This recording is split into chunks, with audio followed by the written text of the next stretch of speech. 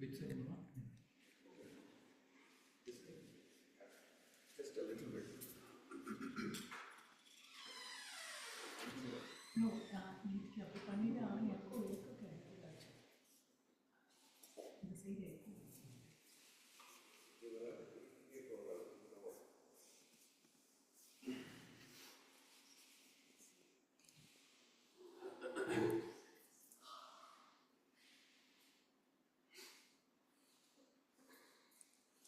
ॐ भद्रं कर्णेभिः शृणुयामदेवाः भद्रं पश्येमाक्षभिर्यजत्राः स्थिरैरङ्गैः स्तुष्टुवागुंसस्तनूभिः यशेमदेवहितं यदायुः स्वस्ति न इन्द्रो वृद्धश्रवाः स्वस्ति नः पूषा विश्ववेदाः स्वस्ति नस्तार्क्ष्यो अरिष्टनेमिः स्वस्ति नो बृहस्पतिर्दधातु ॐ शान्ति शान्ति शान्तिः ॐ सहनाववतु सहनौ भुनक्तु सह वीर्यं करवावहै तेजस्विनावधीतमस्तु मा विद्विषावहै ॐ शान्ति शान्ति शान्तिः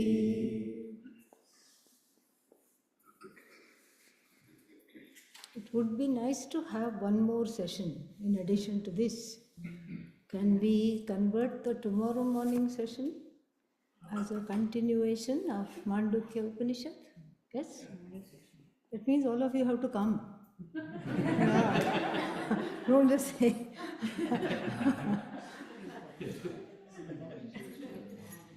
It is in a different location. Usually we do one location, one topic, so that it's easier. So if we are to continue, then there should be an audience. We'll see. If nobody shows up, I'll do Bhagavad Gita. Okay? Keep it like that, and then when I come next time, we will complete or do more.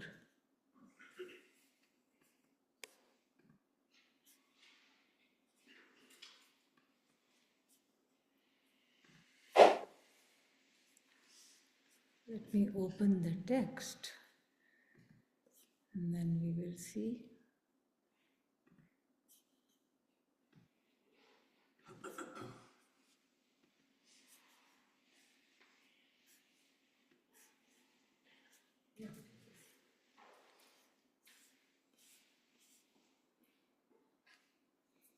We saw everything is Om, and we saw why we need to understand what this Om is, because it is everything. Om is a word, we saw how its formation also yesterday, and we saw how it is a dispassionate, objective word. It's not a subjective word. Ishvara also has become a subjective word because there are many, many notions connected to Ishvara, and there are many, many misunderstandings. The tendency to think of Ishvara as a guy in the sky will not leave us, and as something separate from us, and that needs to be propitiated for grace and ask things from, etc. That is the place. Up till then we come, and then we stop there. Vedanta means going little further, little more further, and that is why this Upanishad gives us clues how to do that. So the word Om is, any way you look at it, is an objective word. Its formation, objective. All the sounds, we saw that, of human voice acoustics. That way it is objective. And even if we take it grammatically, Avati Rakshati, that which protects by chanting. That is also objective. It could be a belief, but still it's a belief. It's an objective thing. It is something that the Shastra says. And then we saw that this Om is everything. It encompasses Jiva, oneself, the individual, along with the body, mind, sense complex. It encompasses the universe, the Jagat, and also what we call Ishvara, Bhagavan. And Sarvam, Idam Sarvam means all that is here. Omkaraha Eva is Om alone. Eva means only Om. Nothing else is there. Then it continues, the Upanishad continues and says, Yat Trikala-titam. So first we saw the 3 periods of time, which is free of time. Why? Because Yat Bhutam, that which everything in the past is what? Om. Everything right now is Om. And everything that is yet to come is also what? Om. And it's Om alone, not home alone, okay? Om, Om alone it is, only Om. And then, what if there is something beyond time? We get that question. And so, in the text it continues and says, you can repeat,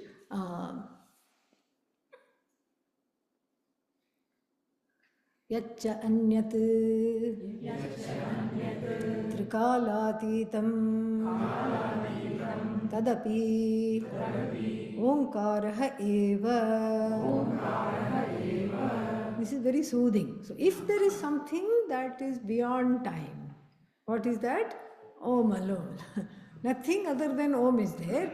That which is included in the concept of time is Om.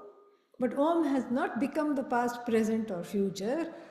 Everything is Om. Om is beyond everything. That is the idea. And then there is a big leap, like Hanumanji's leap from India to Sri Lanka, from Bharat to Sri Lanka. How he leaped, like that the Upanishad leaps. The next part of the Upanishad is a very big leap. And what does it say? It says, Sarvam hi etat Brahma Ayam Atma Brahma Saha Ayam Atma Chatushpat. So everything was Omkara till now, correct? And I went along happily, skipping along with the Upanishad and saying, yes, everything is Omkara. Thank God there is no other thing that is being talked about. All allergic words to me, and there is no talk of anything else. Om is there. Yes, I am ready to accept everything is Om. And then Sarvam hi etat Brahma. So up till now what was being talked? Oh, now what? From Om to Brahman, what happened? Big leap. Very big leap. That means what? Brahman is what? Om. Om is what? Brahman. This is what this Upanishad is very tricky fellow, this Upanishad is. What she does is that she does the same thing in the Taittiriya Upanishad also. Brahmavida apnoti param. Brahmavid apnoti param. The knower of Brahman gains everything. What is Brahman? Satyam, Jnanam, Anantam Brahma. And then the one who knows it in the heart gains everything, enjoys every desire, is non-separate from everything. And then Tasmad va etasmad atmanah akashas sambhutah. Brahman is forgotten, given up. And the next line says, from this I, Atma means I. From this I has come everything. And Akasha, space, has come from not Brahman. That I would have been, listening for. But here that Brahman is slowly converted into I. Why? Because right at the beginning there was Mahavakya. you blink, you miss. The Mahavakya is like that. So the Mandukya Upanishad and the Taittiriya Upanishad have this in common, that the first mantra itself has Mahavakya. There, what is the Mahavakya? Satyam, Jnanam, Anantam, Brahma. This is Mahavakya. First we have to understand what is Mahavakya. Jiveshwarayoho Aikyamata Vakyam Mahavakyam. That which shows a oneness between the source of the universe and this sad, mad individual, which is called the Jiva. That oneness, the sentence of oneness is called what? Mahavakya. So in Satyam Jnanam Anantam, where is the sentence of oneness? It is just describing Brahman. It's the Lakshana of Brahman. Satyam, it exists. Jnanam, it is not a rock, it's a conscious existence. It's sentient existence. And it is Ananta, it is limitless. Where is the Mahavakya? It is hidden in the second word. What is the second word? Jnanam. What does jnanam means? Not knowledge, sentiency. So, what is the source of this sentience? Brahman. Who is saying that Brahman is the source of sentience? Me. Am I sentient or not? Yes? Are you sentient? Yes. Abba. Answer has come very quickly. Answer has come extremely quickly. Very nice. I remember those years when I would ask this question and I would get scared after some time. No answer would come. I am that sentience, because if you take away all that is time bound. But not take away means you don't have to have an out of body experience. Please don't do that here. But if you take away, cognitively dismiss that which is not permanent and comes to an end, has a beginning and comes to an end, body goes away, mind we don't have to worry because it has already gone away. Okay? And then senses, we discount or count? Discount. And then everything else, the feeling that I'm a doer, discount that, and the feeling that I'm an experiencer, discount that, everything we discount, and then what is left? Sentience. The one who discounts everything is left, and that is the sentient Atma, I. And so, therefore, this is something which is very important to study, which is very important to know, and what we can see is that here also two things are happening at the same time. The word Om is replaced by what? Brahma, Brahman. Why? Because they are synonyms. Otherwise, how can this replacement be made? It is not possible to make it. And then not only that, the word Om is replaced by Brahman, but I am Atma. This I is what? Brahman. This I is Brahman. This is right at the beginning, Mahavakya, a famous Mahavakya. And this I alone is Brahman. And this before I was Om, and now I am what? Brahman, which is Om. And this we have to absolutely understand. And then there is the uniqueness of this Upanishad is pointed out in the next thing. Saha ayam Atma. This Atma is Chatushpat, four-footed, puppy, kitten. No. Here, the so-called feet are looking at the Atma from different angles. 4 different angles. Actually, there is no angle. There is nothing to angle after. There is nothing except I.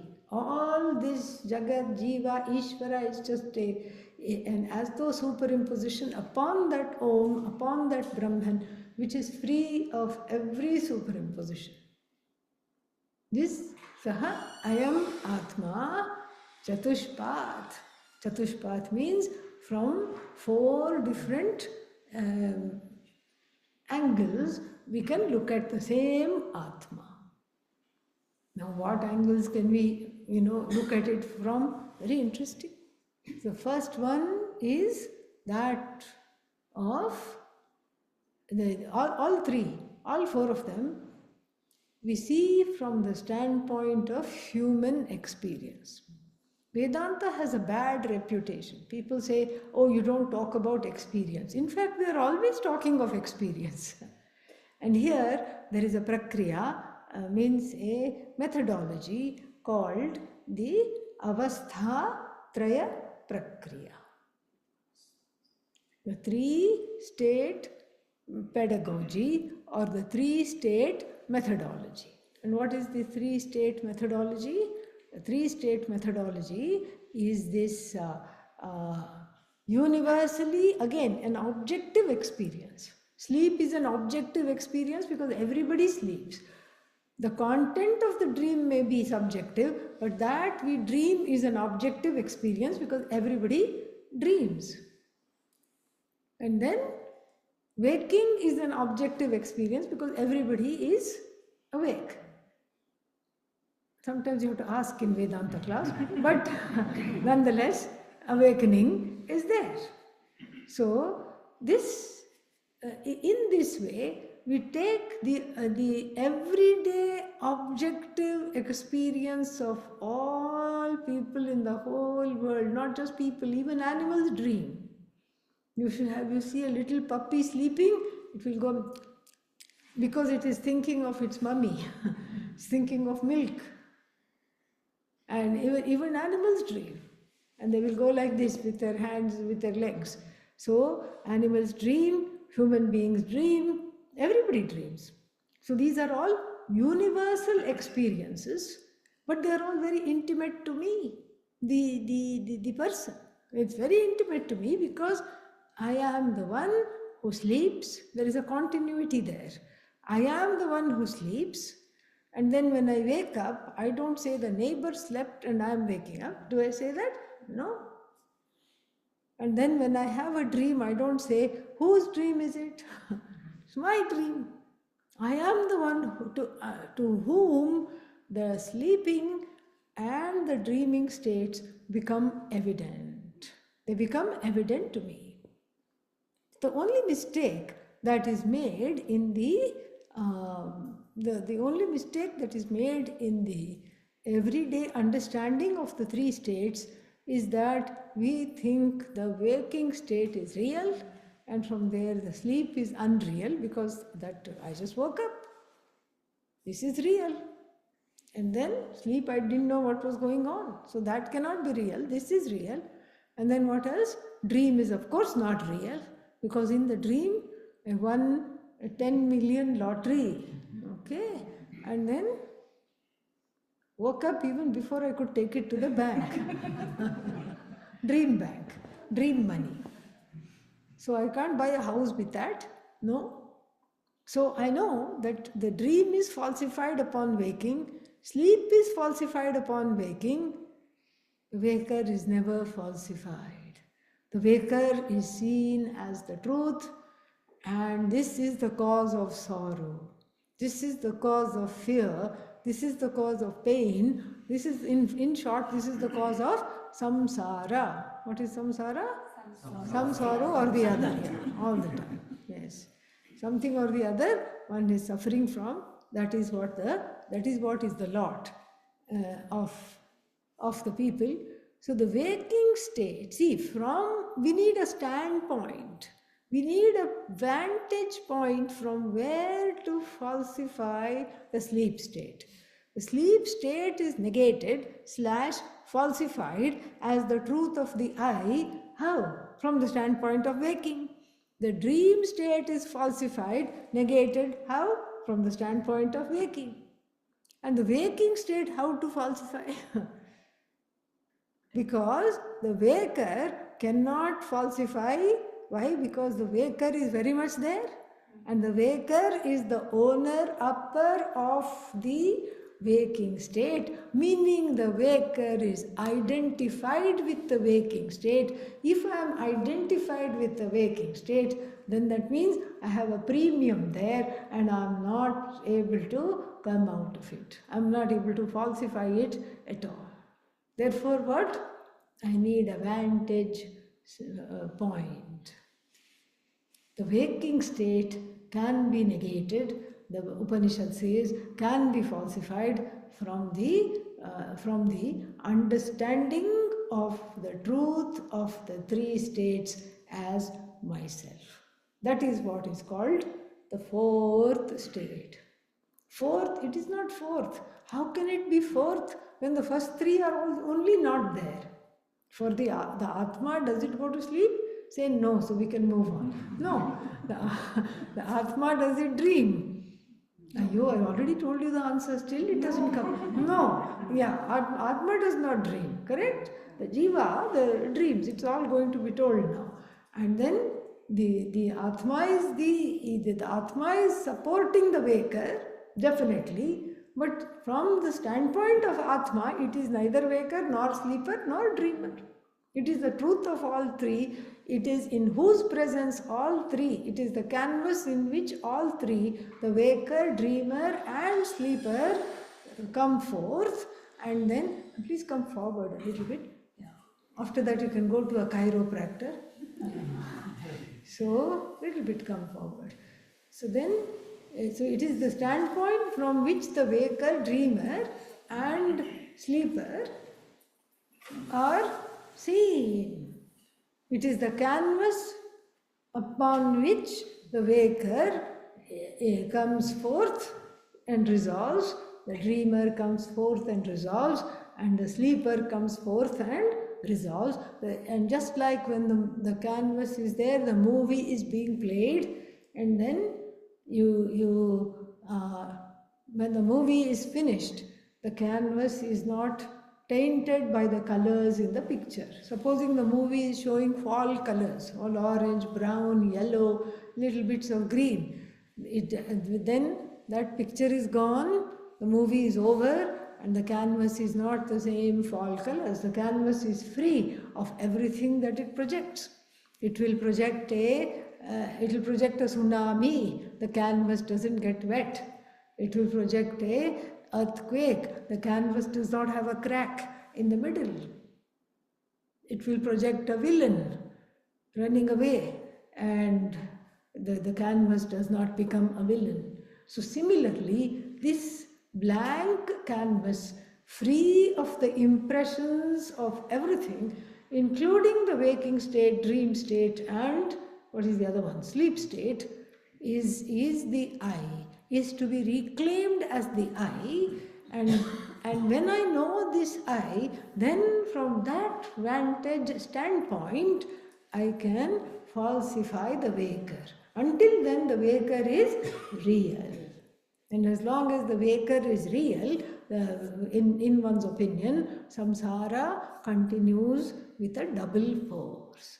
So now, what is the beauty of this Upanishad is that it posits a connection between the microcosm and the macrocosm.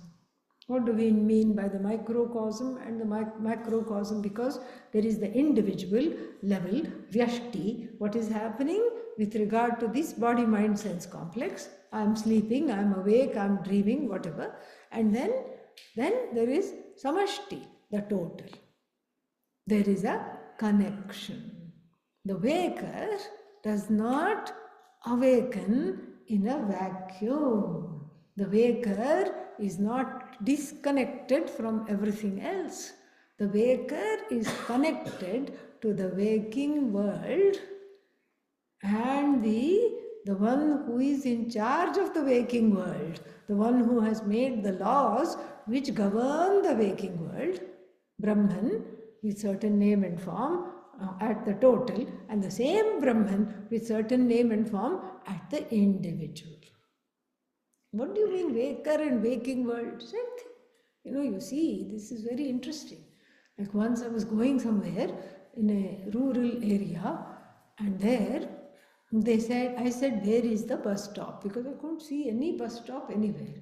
They just pointed to a, not even a road, we should say road, okay? They just pointed there, stand there. I said, here?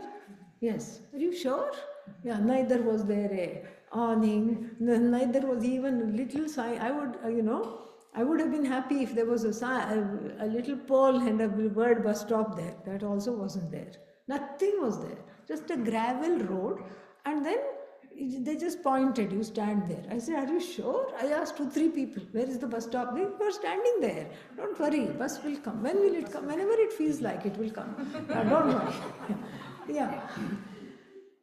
And so I was very much doubting whether I was in the right place. How can this be the bus stop? This cannot be the bus stop, just because it is, And then I didn't hear anything, but after I stood there, I think, for about an hour, and then something creaking sound came. One man came with a little trolley, with a gadi, and then he put it there, tea man, okay? And then he put some wind breakers so that his stove doesn't go out, started making the tea and put his ginger and put the tea started to be made. I said, oh, now it looks like looks like that. Then 2 ladies came, started to do the flowers with loose flowers and started to make some malas to sell. And then one other man came with cucumbers because it was a hot day, so he was cutting it and putting salt and pepper on it. And another person came with cutting guavas, and another person came with some berries in some little leaf plates. And then I don't know how they knew. The bus was already 3 hours late, but somehow they knew that the bus was coming. Milkman came with empty cartons of milk to be taken to the next place. And then the bus finally came. You see, this is how it is. It's all relational. It is very much relational. The bus stop is for who? The bus. And the people in the bus. Totally. The waking state is for who? Me. And when I wake up and stretch, then what happens? Then there is a world also stretching and greeting me. Imagine if you just woke up in a vacuum, how discombobulating it would be. It would be like some kind of a dystopia. But here, you wake up and there is an interrelational, what should I say, a sounding that there is a ratifying of your waking state. You wake up and then just for you, there is a coffee shop. Yeah. Everybody can say, this coffee shop is just for me. For this Sthula book, this is how it is. We'll read it, we'll see what it is there. Sthula book means the enjoyer, the eater of what kind of objects? The gross objects. Gross means not what children say, gross. No, not that gross. Gross means not subtle. The enjoyer of gross objects, for this person, you wake up and what do you see? Coffee shop is there. Blindly you can go there. Blindly means you're not yet awake. So half awake you can go there. Because you went there yesterday. So you know how to go there today. You know how to go there tomorrow. Like this. So you wake up and then there is a waking world in relation to you. And what is this waking world? The waking world is a series of laws that are just made for you. This may be a very far cry, like what do you mean made for me? How can they be made for me? How can the laws be made for me? But think about it. Do you go to the coffee shop or not? Yes. And then if you're driving to go wherever you need to in the morning, and if suddenly the laws were not there, wherever you feel like you drive, wherever there is space you drive. You can't have that. You should have a rule. This side, if I'm driving, the opposite traffic should be coming from that side, and then it is comfortable. Okay, there is a law. There are a series of laws. There is a series of laws that we use in transactions, vyavahara. All the things cost this much. When suddenly they start costing more, but that's okay. That's also part of the law. things cost this much, everybody has an idea. And then the waker goes about the business of what? Of experiencing, indulging in, enjoying gross objects. That is the purpose of the waking state. Why? Because the eyes are open, correct? And where are the eyes turned? Outwards. Paranchikhani vyatrinat swayambhu parak pashyati nacha antaratman. Kathopanishad says, Lord Yama says, this Lord has destroyed the human race. Why? Because we are told, go within, go within, go. How to go within? Because the eyes are not within. Eyes are focused outside. Ears are focused outside. The eyes don't see within. And whatever is within is not even an object of sight. But still we are told to go within, while what? While we are focused on the outside. And so go within, but we can't. And so the Jagat, and also it would have been easier to go within if the Jagat was a monochrome grey color. Yeah. Or sepia, sepia? Yeah. In a sepia color, and everything was just very boring, uninteresting, repetitive. But no, the Jagat is full of sights, sounds, and impressions gathered with the senses, and subtle impressions gathered again in subtle forms. Jnanendriyas are there, and then okay, if only the Jnanendriyas were there, the sense organs were there, then that is one thing. But then the ability to, this is mine, grasp at them, that is also there. The ability to collect them is there. The ability to hoard them is there. The ability to make the mistake that because of this I am happy, that is also there. All that is there. And therefore, this is why we have to be careful here and see that this waker is not some kind of an anomaly, an individual disconnected from the whole. The waker means we bring in an entire world of laws, of names, of forms, the truth of all of which is Om, which is Brahman, which is beyond time, which is I am Atma, Brahma. So the waking state is analyzed till it is threadbare, and we see a beautiful connection between Jiva and what the Shastra calls as Ishvara, the truth of this universe, all the laws, all the things, and then what we call as Tatastha Lakshana. Brahman is known in two ways. One is Tatastha Lakshana, means the manifest form, and then the unmanifest form. Unmanifest form can we see? No. Why? Because it's not manifest, it is subtle. And unmanifest form also we cannot see because it is ourselves alone. It is you. The unmanifest form is you. Manifest only we can do vyavahara with, transactions happen with the manifest. No, I only want unmanifest Brahman. What are you going to do? I'll wait till everything is, all the duality is resolved. Where? Outside in the universe. I'll wait for pralaya to come. Then what will happen? Will you be there? No. Will the mumukshuta be there? The desire to know will be there? No. That is also gone. Where will you find a teacher? Will teacher be there? No. Why? Because the teacher has also become one, so to speak, become one with everything. And what about the books? What books? What Upanishads will use to? Shastra is also resolved. Teacher is resolved. Query, questions are resolved. The individuality is resolved. So you cannot wait for the resolution to come, and I want to wait till after this cycle of creation resolves. Then only I will seek sheer, pure Brahman. This is not an option for all the above mentioned reasons. We live in a manifest universe. We cannot bypass the manifestation, because the manifestation is what gives it, what is the source of both delight, and it is the source of all despair and disaster at the same time. So, therefore, in and through this manifestation, we seek to see the truth of this manifestation.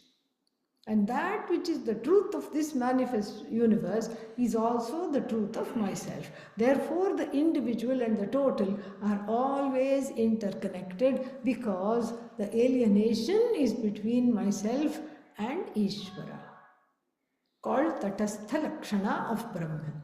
Brahman is known through two ways. One is in the unmanifest aspect, and the other one is the manifest aspect.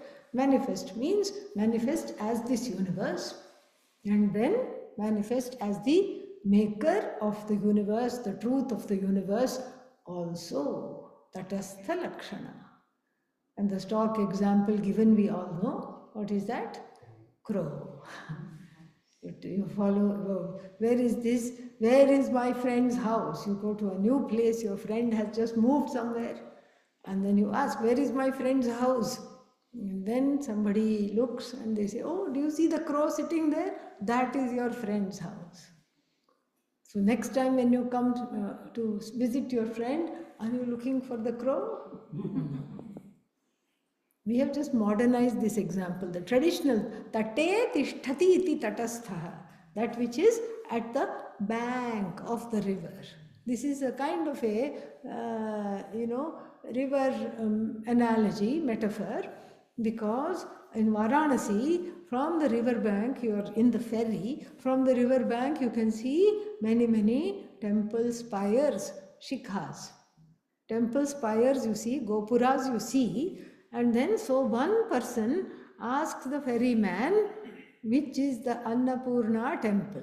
Shiva temple, Vishwanath temple, everybody knows. This Annapurna temple, we don't know which one it is. So they ask. And then the ferryman looks and says, oh, do you see the crow sitting there? That is the temple. That is how the example has come.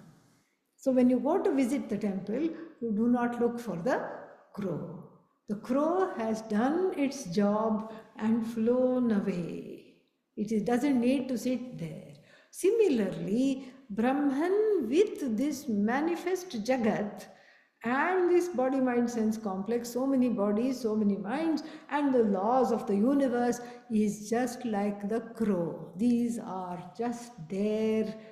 These are just lingas. Lingas means the indications, chinhas, lingas, indications through which Brahman is recognized in its manifest state.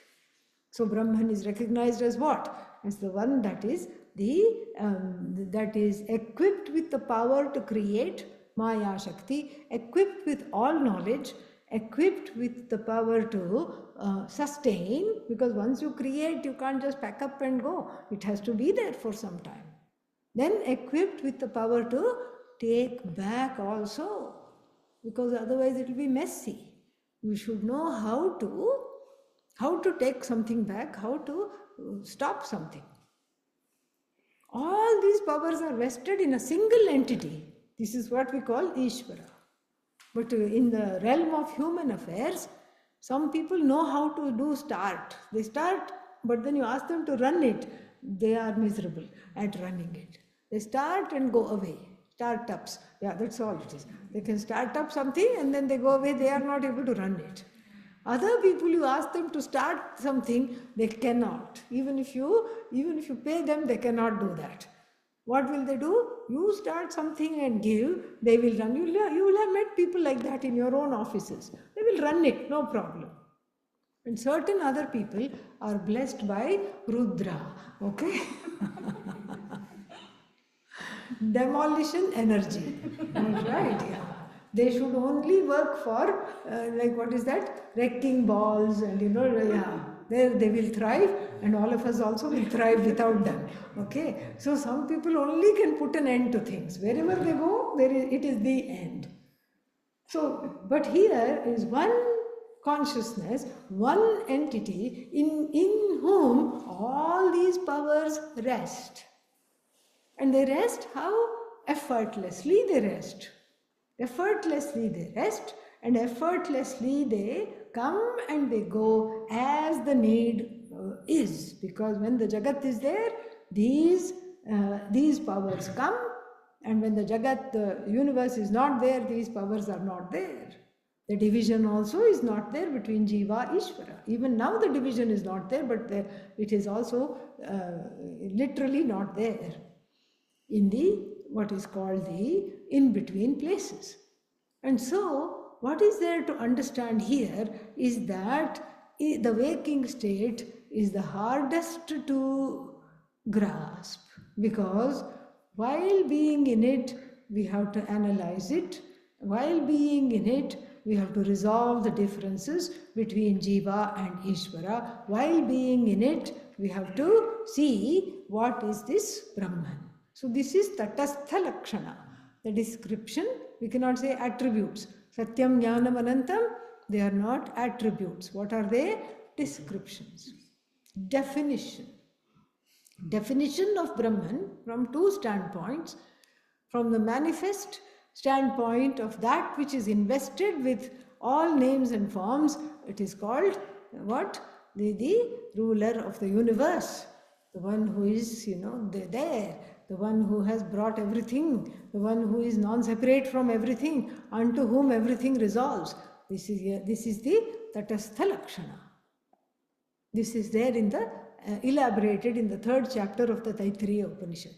Yato va imani bhutani jayante yena jatani jivanti yat prayanti abhisam vishanti tad brahma tad vijignyasasva. So,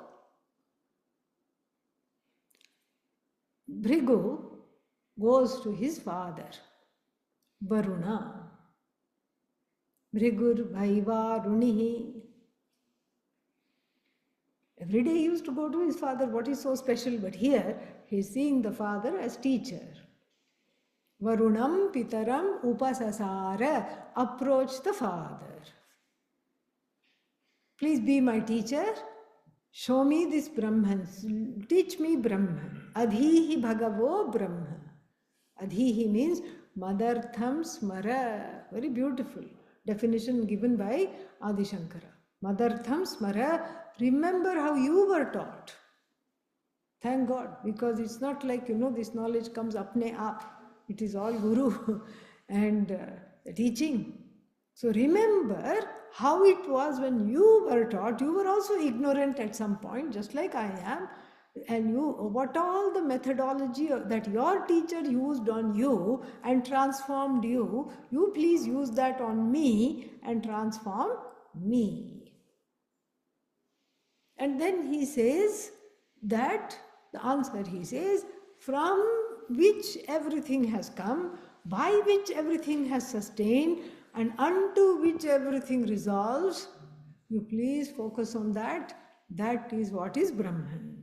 This is Tatastha Lakshana. Up till now what we have been seeing.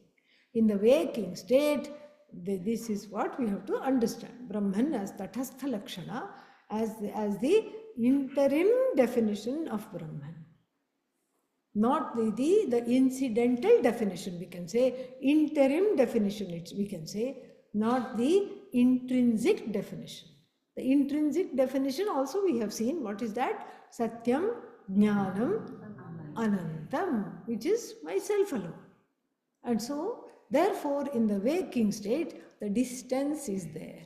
Because if I look at this incidental definition of Brahman as the maker of the universe, creator of the universe, and as the sustainer of the universe, as the Upanishad says, and as the one to whom the universe, in whom the universe is in repose. What do I have in common with this entity? Nothing.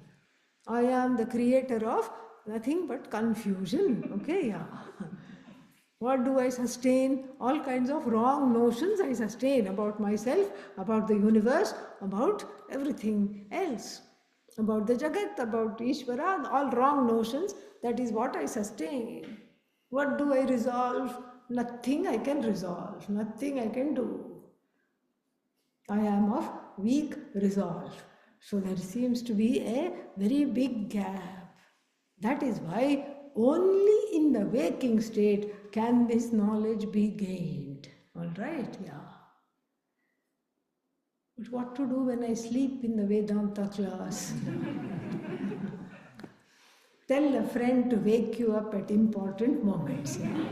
When the Mahavakya comes, give me a nudge. So, this is why only in the waking state this knowledge can be gained, because suppose you have a dream. Oh, I dreamt that Pujya Swamiji came in my dream, and then what did he do? He taught me Upanishad. And then in the dream I was enlightened. And then waking up, what happened? Yeah, gone. Which Upanishad he taught? I don't remember. What was the Mahavakya? I don't know. Right? Yeah.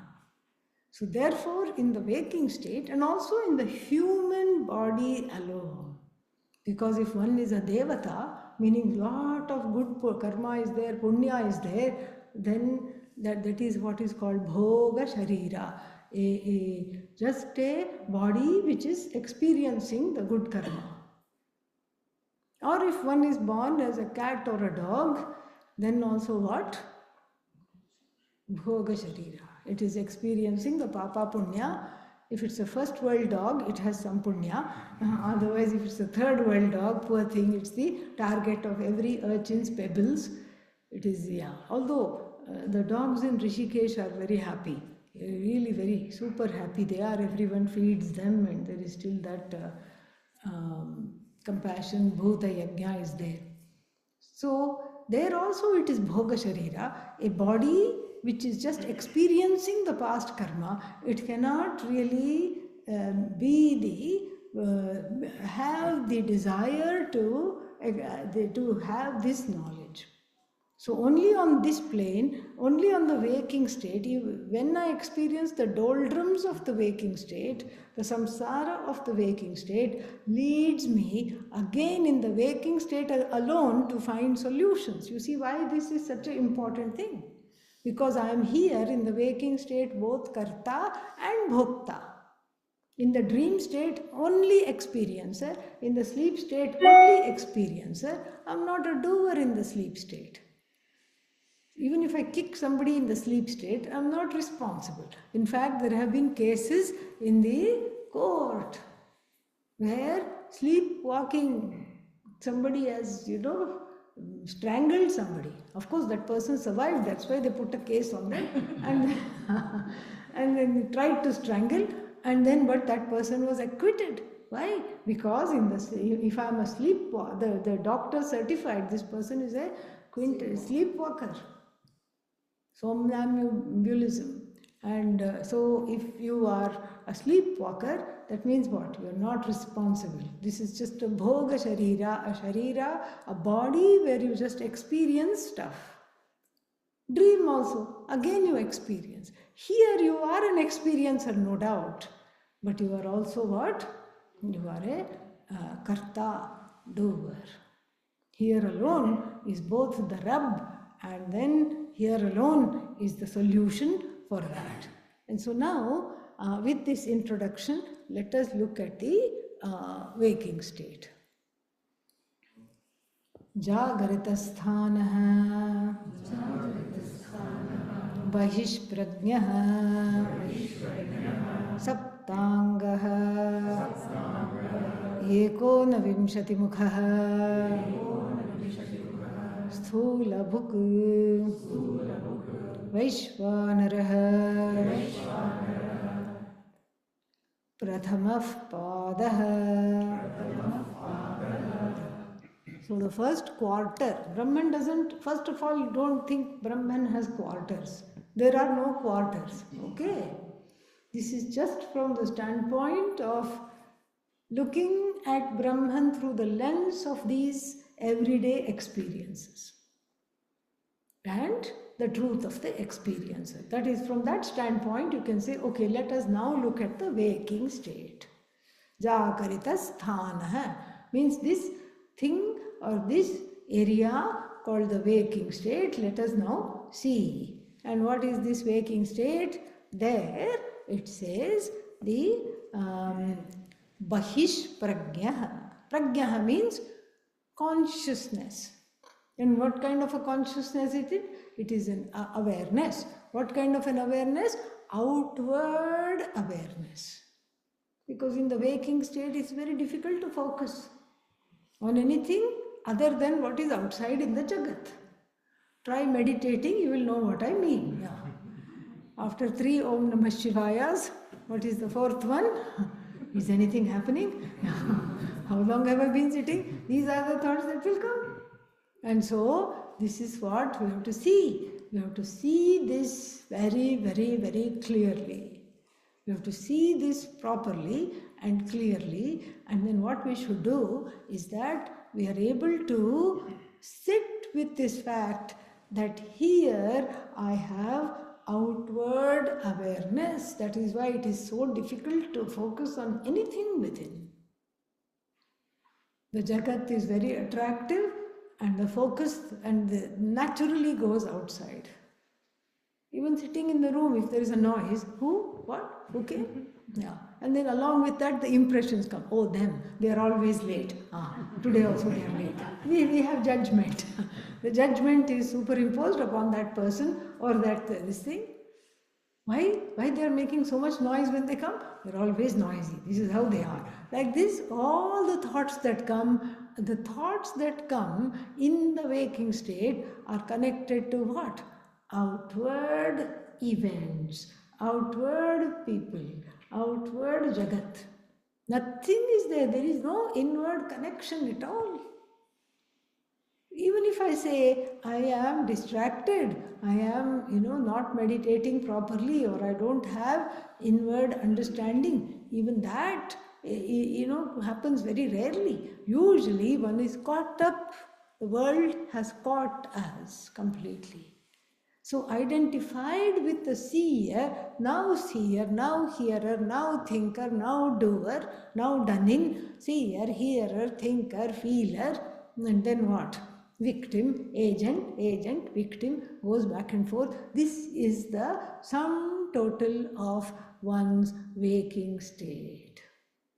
This is where the misery lies, in the waking state. Because this is where all the impressions are gathered, and those impressions are stored, and those impressions also come out later. Again, it's an outward experience. Even if I experience something from day before yesterday, let's say there was some kind of a traumatic incident that happened day before yesterday. Somebody witnessed an accident or something like that, and that was traumatic in the yesterday or day before. And then when I remember it today, it is again bahish prajna. Bahih prajna means it is outward awareness, because even though it is there stored, it has come out now. And again, what am I thinking of? The 2 cars colliding, or somebody, just walking into the traffic, or whatever it is that was traumatic. When it is relived in the now, it is still considered an outward awareness, because it was the impressions of previous incident which was what? Outwards. Bahihi prajna. This prajna means consciousness. It's a consciousness that is only sensed in relation to outward impressions and outward happenings. Even if I think of my own body, it is again outward. So outward means from the standpoint of this body-mind-sense complex. So it is an outward focused. And then what else? It says saptangaha. Very interesting word. Saptangaha means 7-limbed. 7-limbed. 7-limbed means what? 7-limbed means that there is a verse in one Upanishad. And what is that? The verse in the Upanishad, Agnir Murdha Chakshushi Surya Chandrau Vag Vividhascha Sarvaha Dishashrotre Vag Vividhascha Sarvaha. Then it talks of prana, it talks of all these things. So basically the 7 saptanga means the main body parts are counted. Head, eyes, and then what else? Prana, prana Vishwamasya, and then like this heart, and then feet, etc. This is the cosmic Purusha, Saptanga. This is also the subject matter of Purusha Sukta. The cosmic person means a samashti. We are no longer dealing with the individual, we are dealing with the total. Because yad yatha iha tat tatha amutra. As it is here, the same laws are everywhere. As the laws pertain to the individual, they also pertain to the total. It cannot be separate. It's all one. So it cannot be separate. So then this saptanga means equipped with this kind of a body, with a head, and then heart, prana, and then what else? Prana, and prana is there, and then what else is there? Yeah, so the whole thing. Feet, hands, karmendriyas, jnanendriyas, all these things are there. This is saptanga. And then 7-limbed person. Who is that? This Vekar. Jagarithasthana Saptanga. And then Ekona Vimshati Mukha. 19-faced, 19-mouthed person. OMG. This is putting Ravana to shame. Ravana had how many mouths? Only 10. This is almost double of Ravana. What to do here? This shows the various ways in which we take in the universe. We take in the universe through the eyes. 2 eyes. And so first we have 5. We can even take it like that. Or we can do it in a different way. We just have to come to 19. Okay? Yeah. So what is the other way? 5 jnanendriyas. Right? What are they? Sight, sound, hearing, everything. 5 karmendriyas. Because with this also, first I have to say, this is no longer yours, this belongs to me. Correct? Yeah. So this is how I do bhoga. I take things from you, and then now they become mine. And so the bhoga is there. And in order to do bhoga, sometimes people go to great lengths. Like, if there is a favorite restaurant, where? In Alabama, and so then what do? You drive 2.5 hours to go and eat there. All right? Yeah, so then that is also a certain kind of a, what is that? The bhoga. To do the bhoga, one does that. Or one may walk a long time to go to the temple. And temple also, you go, let's say you go by walk, the karmendriyas. So 5 jnanendriyas, 5 sense organs, 5 organs of action with which the bhoga is done. So then we got 10. Then 5 pranas, because prana is also, because if the prana is not there, the bhoga is incomplete. The bhoga means the enjoyment of anything is incomplete without the prana. 5 prana, Abba, we already got 15. And then now somehow to come up with 19, 4 more we need. Manaha, Buddhi, Chittam, Antahkarana. This Ahankara, Antahkarana in short. So now how many do we have? 90. Fantastic. So these 19 aspects, the buddhi, the mind, the intellect are all processing the bhoga. Because if the buddhi is not there, what enjoyment is there? If you cannot discern between the subtle scents of a rose flower and a jasmine flower, what is the use? You may have, the nose may be working properly, but the nose is just a journalist. Yeah, did you know that? Yeah. And did you ever think of the nose as a journalist, a reporter? But that's what it is. The nostrils are the reporters, and they say, this is what the smell is. then the buddhi has to jump in and process that fragrance, and then what does it have to do? It has to say, aha. Yeah, the mind has to wonder, what is this? This is known, this is unknown, first time, second time. Oh, okay. When the buddhi finally says, yes, yes, this is rose. How do I know? Because I smell it, rose, rose. That's how I know. Every day I smell it. That's how I know. And so then the conclusion comes, and the conclusion makes me what? Then it makes the ahankara happy. Janami, janami aham. And then what is powering all these 70, not 70, how many? 19 mouths. What is powering? Consciousness alone. That Om, which is Brahman, is alone powering. It's like the Dakshinamurti Stotra, where there is one lamp. And then that one lamp you cover with an earthen pot. Oh no, it will go off. No, it has holes. Yeah. It has holes in the shape of various animals, sun, moon, etc. And the tray is kept on some kind of a thing with which you can revolve the tray on which the lamp is kept. If there are 5 holes, how many lights do we see? 5. So we see 5 lights, but how many lights are really there? 1. Similarly, this one light of consciousness is, keeping up this strange fellow called the waker. Upkeeping this waker, how? Which eats with 19 mouths. Shameless thing. And then, and still hungry, still craving, still longing, still looking for a sense of belonging, and still, wanting, lacking. 19 mouths. 7-limbed fellow eating with 19 mouths. What is it eating? What it is eating is given next. Sthula bhuk. Sthula bhuk. Sthula bhuk means it only can enjoy gross objects. Subtleties are beyond its perception. It can enjoy only gross objects because the universe has a gross aspect. It can enjoy only gross aspects. Means that which can be objectified, that which can be inferred, that which is the object of sound, sight, hearing, all these things, only that it can enjoy.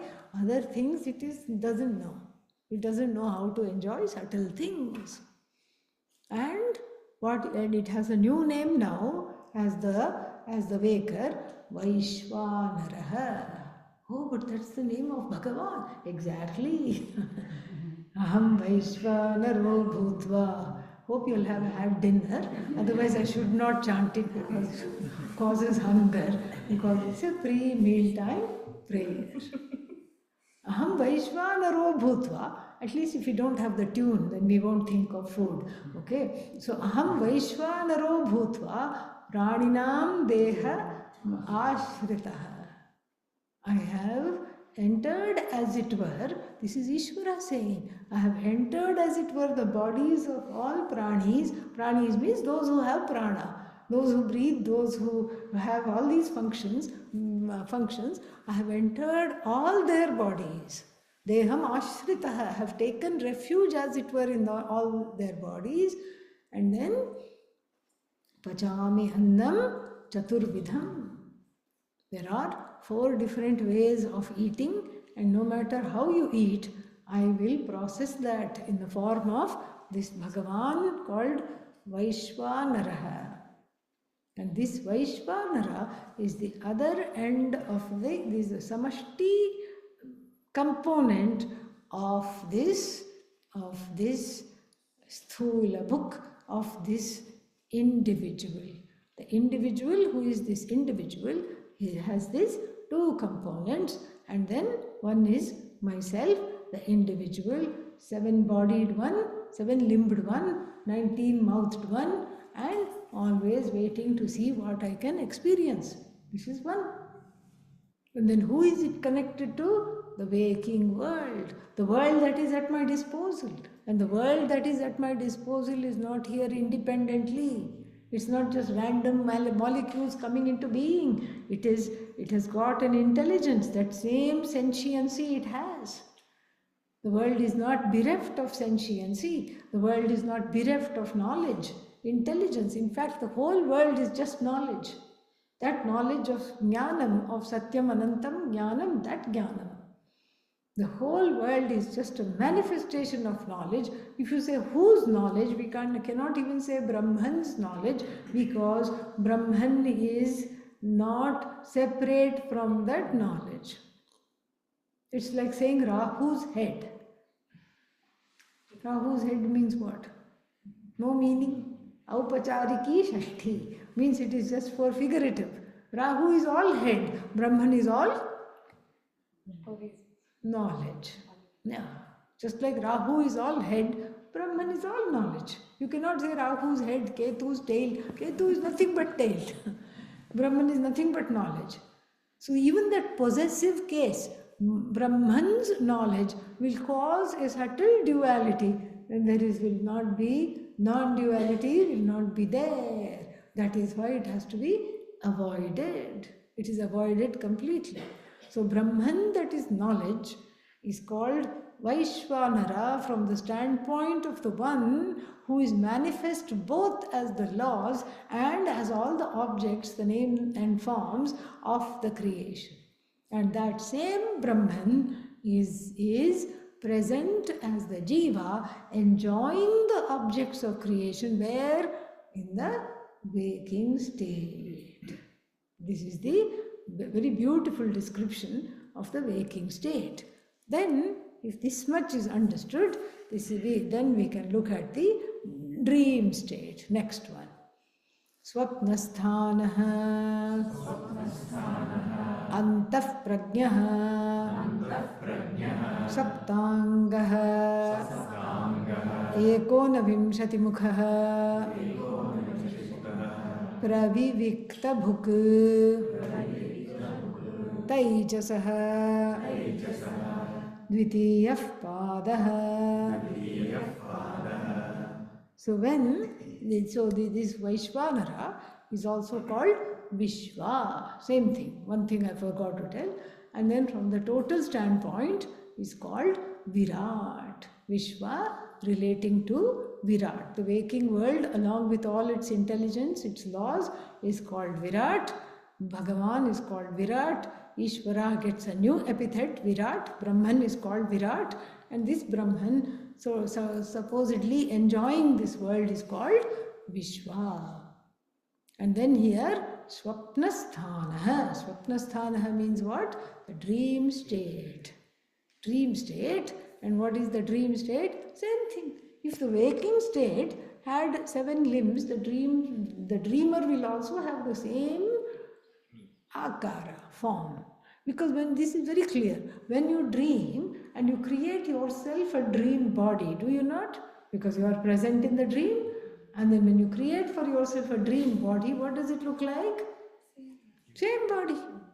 It's not that you are in some other body. It will have the same thing. Therefore, Saptanga. And then if you had 19 mouths while waking state, in the waking state, how many mouths will you have in the dream state? Same amount of mouths, except the food is different. The waking state, you have fresh food from the Jagat. In the dream state, you have kept it in the fridge. You have leftover food. Remembered impression. Remnants of what was there before, you take out, mix together, make a casserole, enjoy. This is what is the dream khichdi. Alright, because all the waking impressions are mixed up. That's why the dream makes no sense.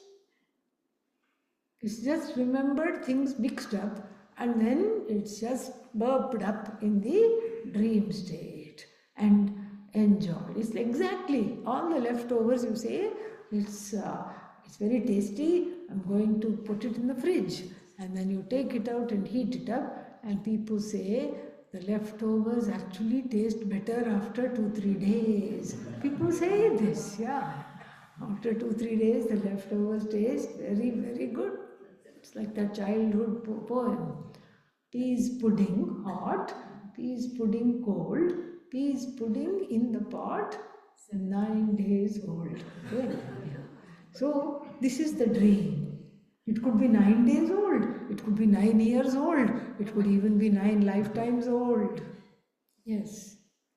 So therefore, what are you? You are not in the dream state, you are not the consumer of outside objects. What are you the consumer of?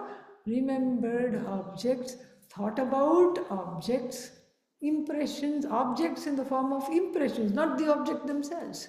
That's why the dream money cannot buy you a house in the waking state. We have already established this. And then, so those objects are what? Subtle, because they are remembered. They are not actual. So they are based on memory and desire. There are two things that the dream is based on. It's based on your memory and it's based on what? Desire. Memory and desire. So this memory and desire, they come together and then they conjure up this dream, and then because of that, what happens? There is a whole universe that is created. And sometimes the dream also, it takes away some karma. Let's say somebody had a dream, I am being imprisoned. They had a dream. Oh my God, I don't know what I did. I am caught by the police. I am taken into the jail, clapped behind bars. Oh no. And then what? There was karavasa karma, means there was jail karma, but it was a baby karma, small karma, and it got exhausted in the dream. Thank God. Many things are like that. And so this is the dream where you are a subtle bhuk. Subtle bhuk means pravivikta bhuk. The devourer, again with these 19 subtle mouths, the devourer as it were of what kind of objects? Subtle objects, remembered objects, desired objects, because the objects are not really there. They are remembered, they are desired. The dream is a khichdi of memory and desire. That is what it is. And then what else is there? So Ekonavim Pravivikta Bhuk, and then this person gets a new name. Taijasaha. Taijasa. Taijasa means what? Tejas. This is all light, that knowledge which brings forth the dream. It's not ordinary. It's all light. It's the same light of consciousness which pervades through the memories and desires, and just like Bhagavan creates, you also create in the dream. You are dream Bhagavan. You are Bhagavan in your dream. You create a body for yourself and you create your own universe and you create other bodies which interact, which you create, and you make them do things. You sit up, you sit down, you get up. Why are you here? Why are you there? Let me put you here. I don't like you. Let me send you away. Like this. All this, I choreograph my dream. Why? Because of that one Tejas, whose source is Brahman. So therefore, what am I? Taijasaha, born of this Tejas. The dreamer is non-separate from this Tejas. This is at the Vyashti individual level, and then at the Samashti level, at the total level, what do we have? We have Hiranyagarbha. Same thing. Ishvara with the subtle software. Hiranyagarbha is software. Ishvara is hardware. Yeah. Ishvara laptop. Hiranyagarbha all the knowledge that makes this work most of the time. And so this is the differentiation between the subtle and the gross. So Ishvara with the potential to create, Ishvara which is the samashti sukshma sharira jnani, the one who knows and the one who is in charge of all the sukshma shariras is called, that Atma is called, what is that? Hiranyagarbha. And then this individual who is manufacturing this dream, as it were, has put this whole web of the dream, and is creating this dream, resolving this dream, enjoying this dream, or getting scared of this dream, whatever it is, this dreamer is called Taijasa. Taijasa. Then, so again, there is a connection. Because even if we say the individual dreamer, this is a kind of a joke. Because individual dreamer means there should be no nightmares. If you are indeed the author of your dream, nobody should have bad dream, correct? Yeah. Everybody should be able to say, okay, today I'm going to dream of chocolate cake because I can't have it. And so tomorrow I'm going to dream of something else because I can't do that. Are we in charge of our dreams? Say no, so we can move on. So no, we are not in charge. We dream all right, and we recognize the memory, we recognize the desire that might have brought this dream forth, but the dream is also within this whole universe, the subtle universe. The dream is also part of this. So therefore what? So therefore the connection between the individual and the total is also sensed and is also understood at the subtle experience of the dream and the dreamer. Very beautiful, extremely beautiful. And then the sleeper is there, and then I'm afraid to go here. You know what will happen when we discuss the sleeper and the sleep experience. What may happen? Should I continue? All right, we'll finish the sleeper and then we'll do the other part tomorrow. Okay? Yes.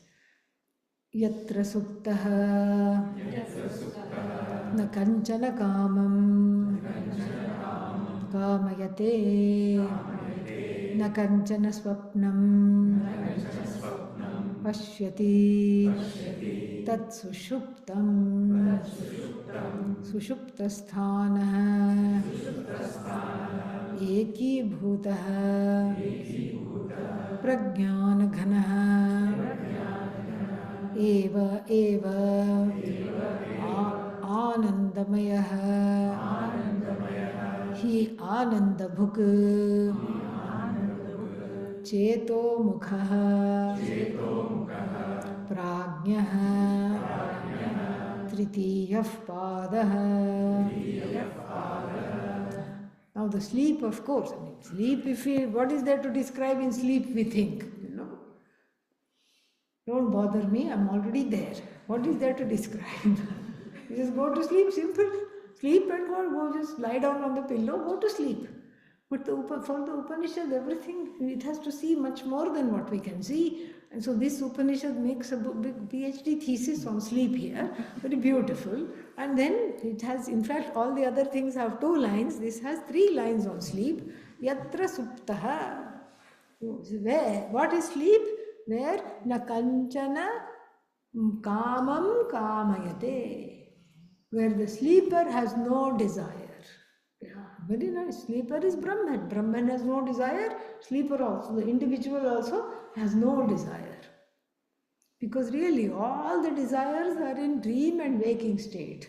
Dream, remembered desires, waking, new desires, because one is, those 19 mouths, let us not forget. That was like a waker-upper. So, just grab, eat. And so now, in the sleep, what is there to eat? Nothing is there. There is no awareness other than the fact that there is only awareness. There is no awareness of the awareness.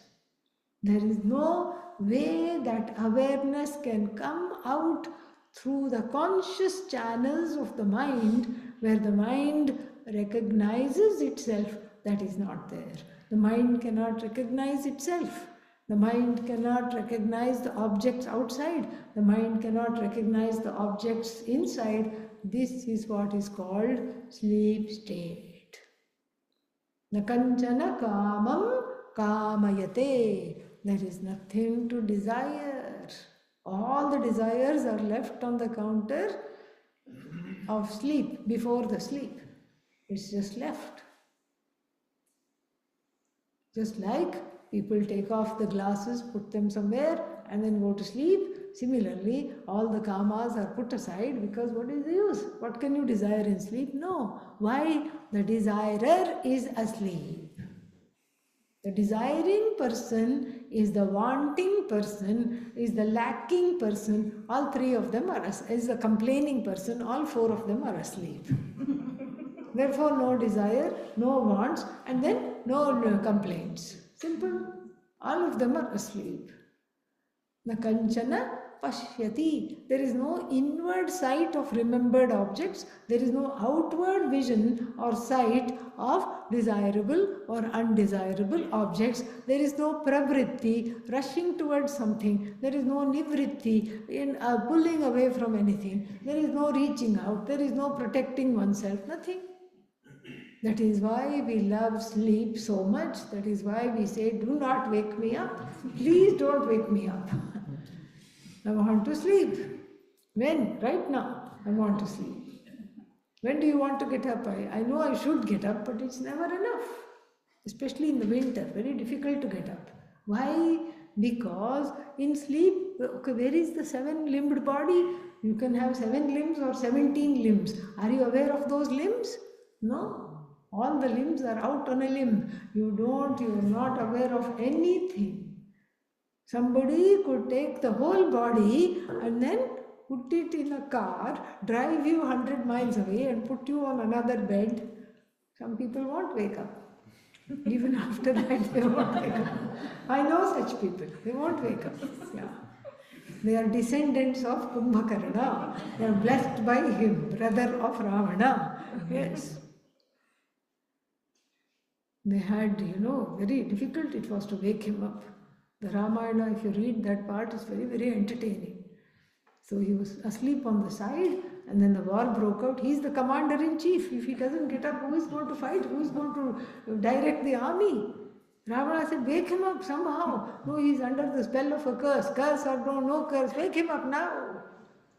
And so they said, we'll put hot oil in the ear. He was a big fellow. When he slept, it was like a hillock, okay? Yeah.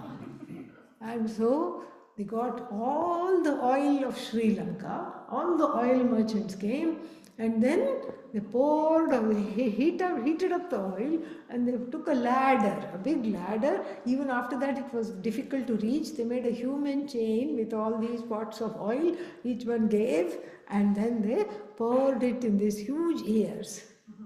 And then what did he do? He just went like this and turned around, causing the first oil spill in history.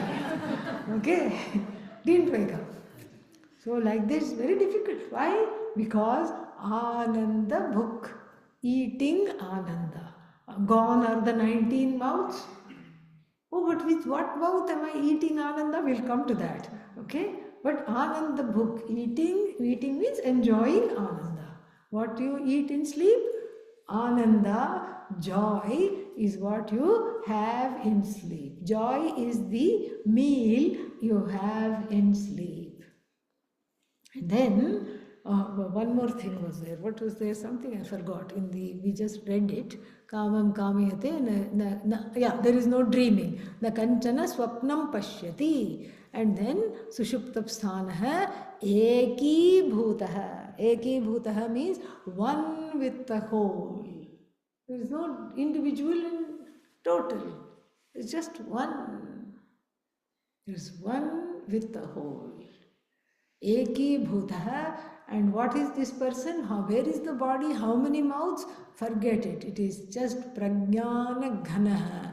It's just a mass of consciousness. It's just pure consciousness without name and form. In fact, consciousness is ever pure. It's kind of an oxymoron to say pure consciousness, but just to be, I'm translating from Sanskrita, Shuddha Chaitanya, meaning not having any adjuncts, not having any other upadhi, free of name and form. So, this is what Eki Bhutaha Prajnana Ghanaha. Prajnana Ghanaha, just a mass of consciousness.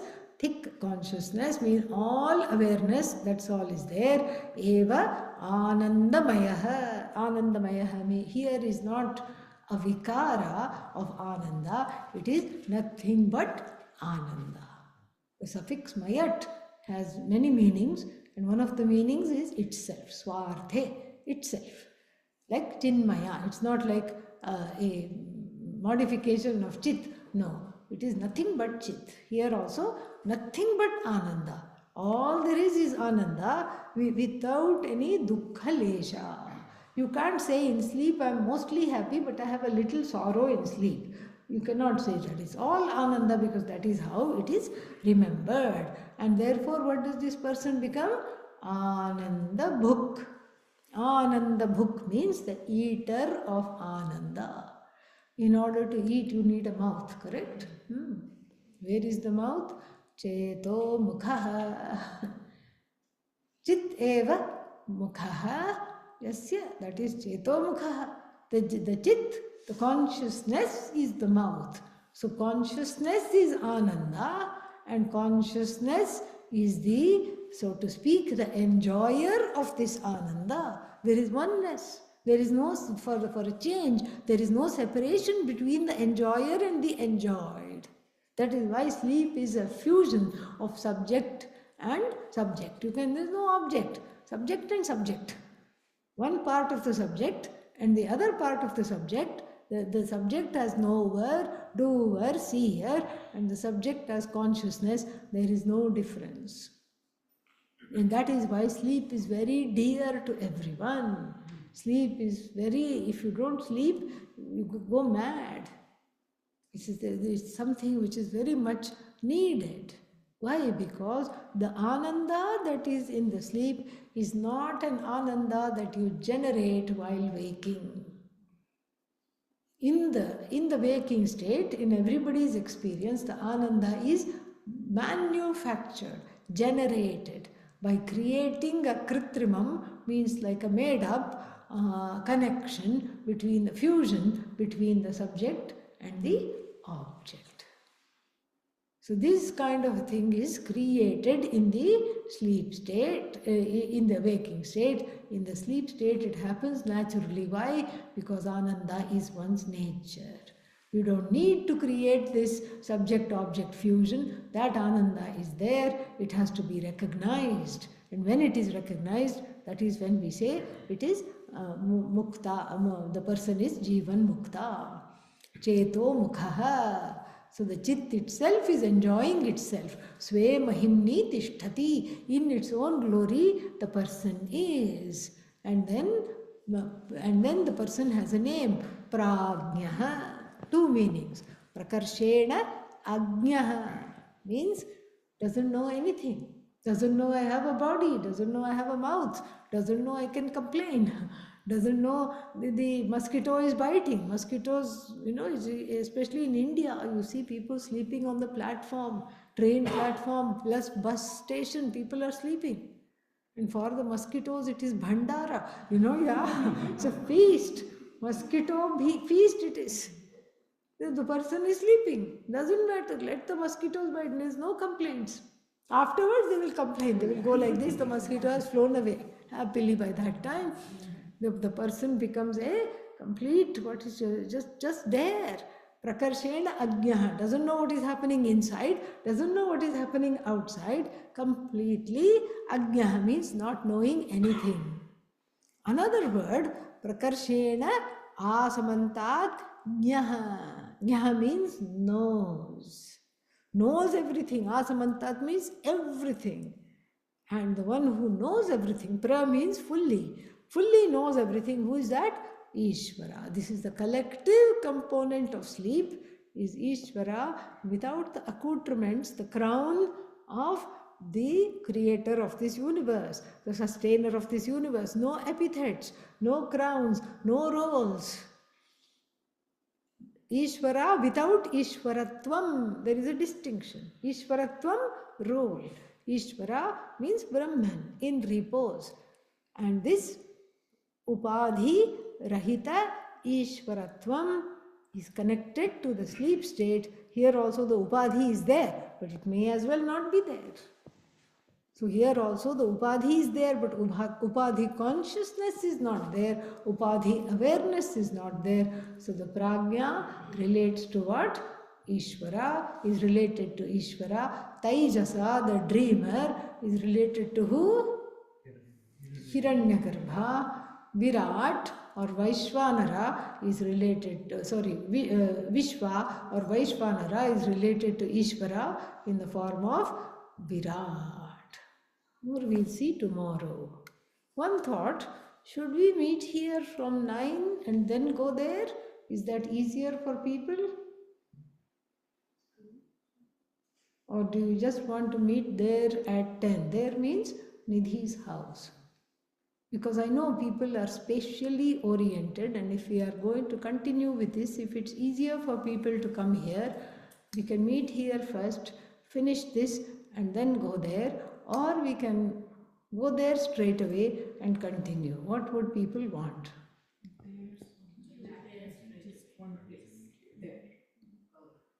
How many people for just going to Nidhi's house and continuing there? Only one. There is no evening. Evening, we are going to welcome the ice storm.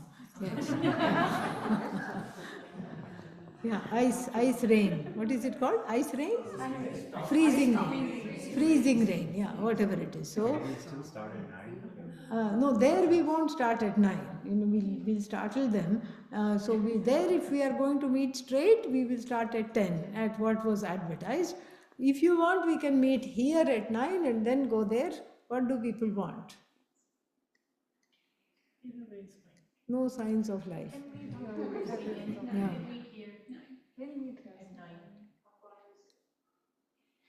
How many? Okay, let's make it like this, because too many choices are oppressive.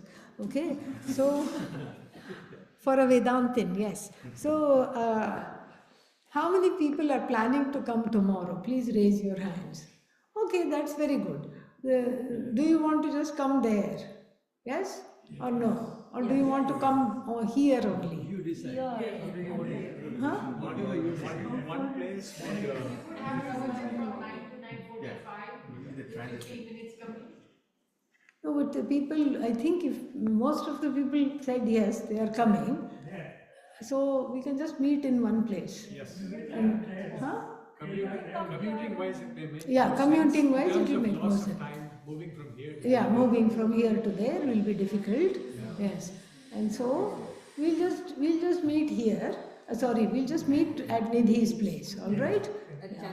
Yes, we'll start at 10 sharp. So please come by 9:45 and get settled. We'll start there, and then we'll continue with this topic only, because we can, still we have the fourth aspect we have to see, which is not the fourth, which is the truth of all three. Om Purnamadav Purnamidam Purnat Purnamudachyate Purnasya Purnamadaya Purnamevavashishyate. Om Shanti Shanti Shanti. Harihi Om Shri Gurubhyo Namaha. Harihi Om. Thank you. Give.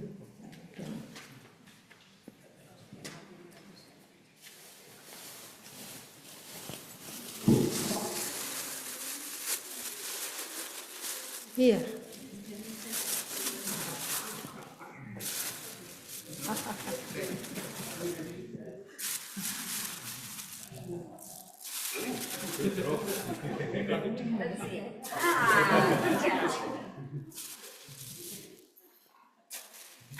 One hand catch, very good. Yes.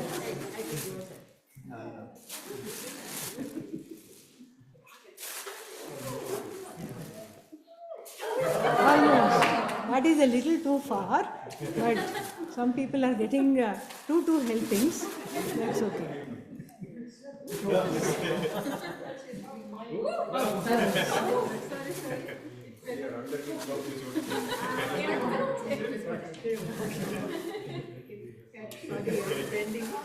Who didn't get? You didn't get? Who else did not get? Very clever. Yes, come. Sujata, mind your head. This is an apple. It's not an orange, it's an apple. Ah. Yes. Come a little closer, because that's a little too far. We don't want any hazards today. mine does not have any protection. Yes. Come closer a little bit.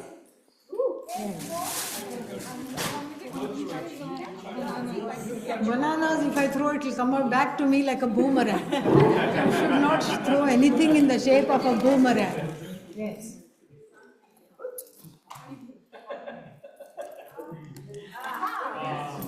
Who didn't get? Yes. Come little bit closer. There.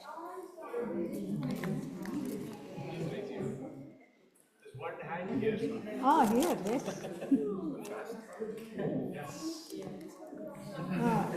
Little bit. How are you doing? How are you? Good? Are you well? Good. Who didn't get? Going on. Me.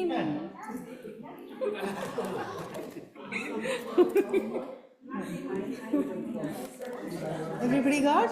Shivanand didn't get. Come. Papa. Give me a hug. Give me a hug. So cute. See, there are chocolates. You know that? There are chocolates. Oh, you can have all of them, yes. Pity to waste them, yeah. Have that, yeah. There's also one more color. You want that? Yeah. You want that? Yeah, take.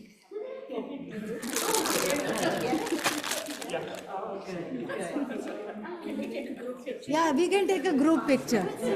Let's do it tomorrow also. Namaskaram. Om.